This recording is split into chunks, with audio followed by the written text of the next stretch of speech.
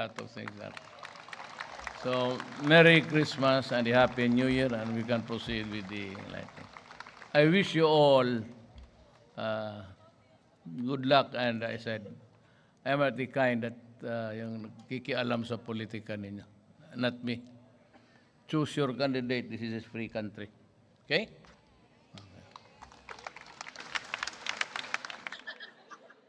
Sabi ni Inday, bakit naman kayo Maynila National Capital 40? Ang aking bigay doon sa Davao 50.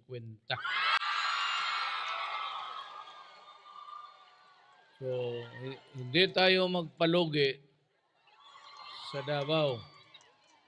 Sabi ko kay Lina Apostol, wala akong pakialam, magnakaw ka,